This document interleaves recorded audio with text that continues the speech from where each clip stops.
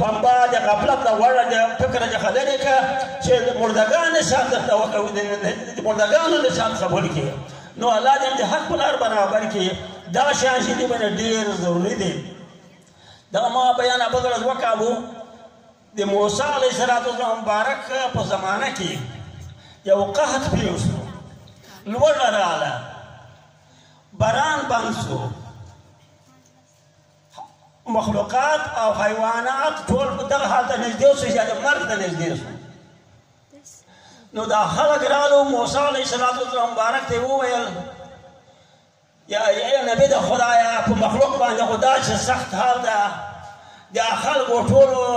یا ته د لوږې څخه خلک هلاک شو او حیوانات هم د لوږې هلاک شو ته یوه دعا وکړو چې الله پاک باران وکوي او رحمت نازل کړي او واښه شنه شي او حیوانات هم په راحت شي او انسانان هم په راحت شي نو موسی علیه السلام مبارک ورته وویل یا تاسې ټول خلک راجمع شئ لکه دا اوس چې دا جلسې ته چې مولوي صاحب دغه اعلان کړی دی چې وا خلکو راشئ د مونږ جلسه ته نو هغه د پیغمبر اعلان و چې علاقو ته ورسېدو خلک پسې ولاړو بیا دا خلک ټول حاضر شو خلک چې رالو کېناستو نو بیا له بعده چې دوی یا رالاست ټول رالاست یا هو رالو یا اوس چې دا تاسې دا خلک چې نیاست یاست یا د چا ګناه کړې ده او ګناهګار یاست هغه ټول ولاړ شي دا خلک لټېدل ټول خلک ولاړ شي یو سړی په سترګه باندې یو ړوند په دا یوه سترګه باندې هغه سړی ناسته ورسره دا نور خلک ټول ولاړ شي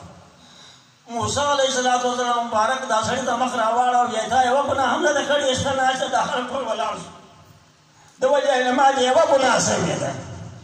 یوې نامحرمه پردۍ ښځې ته مې دا چې په چپ نظر باندې وکاتو بیا له خدایه وډار شوم او خطره را ولوېده چې دا خو مې د الله بې فرماني وکوله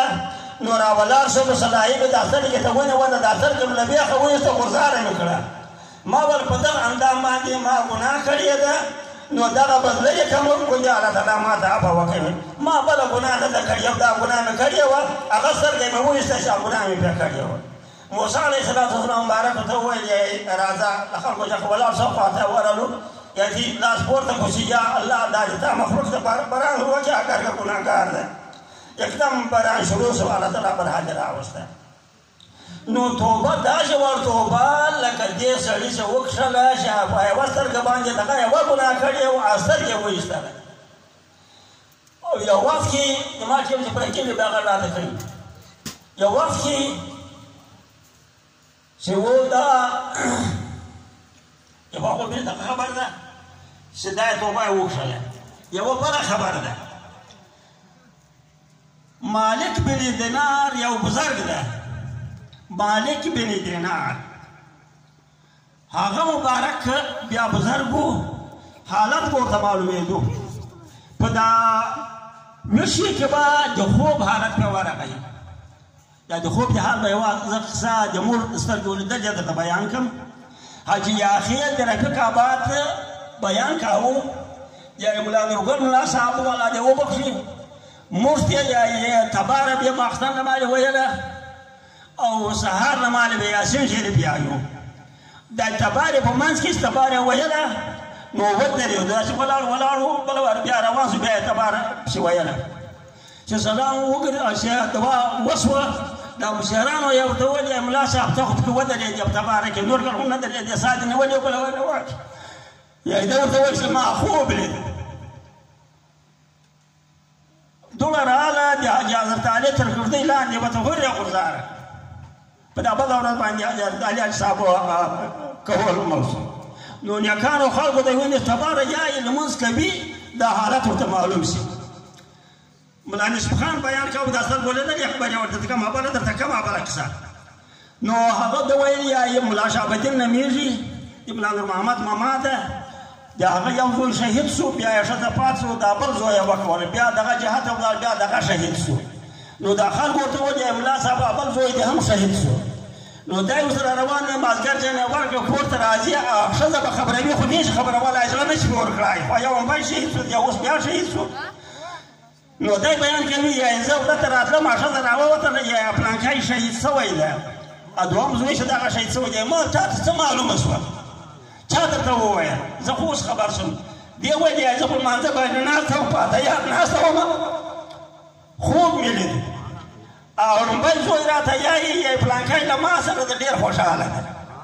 د اولیا وایي نیکان اوس هم شته لکه لومبی چې اوس هم اولیا شته خو موږ یې نه وینو او موږ ته ځان نه راښیي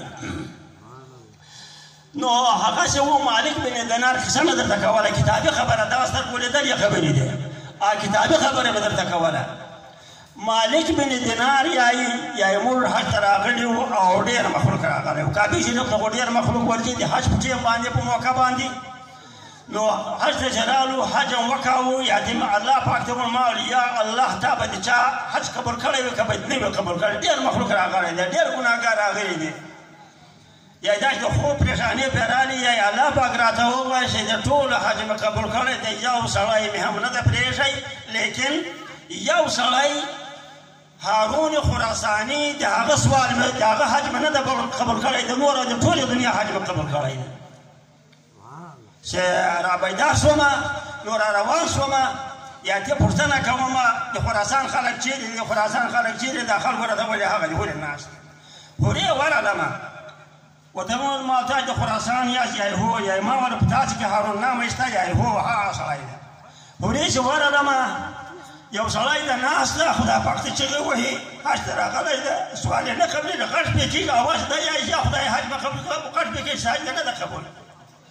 او لاس یې پرېږده ګوډ د لاس یې پرېږده په یوه لاس ده یا سلام ور واچوم السلام علیکم یا ده راته ویل دغه مالک وعلیکم سلام مالک بن دینار یا ما ول هو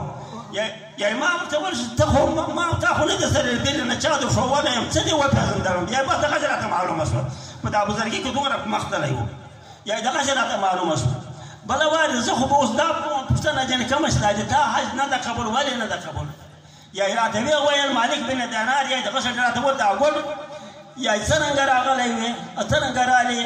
یا ما یتیم زړه مې نه سوای پور کړای چې دغه دومره نیک سړی دی یا ما ورته ویل دغسې راغله یا ده راته ویل چې یا دغسې نه یې راغلی تا ته الله پاک وویل چې د ټولو حج مې قبول کړی ده یا به د هارون خراساني حج مې نه ده قبول کړی ته دغه دپاره راغلې یا ما ول هو د دغه دپاره راغلم یا ما ول اوس قصه راته وکړه قصه چې شاید چې دا دومره سوالونه د خلکو حجونه قبول دي تا حج نه ده قبول یا ده راته ویل چې زه د ځوانۍ په مستي کې ومه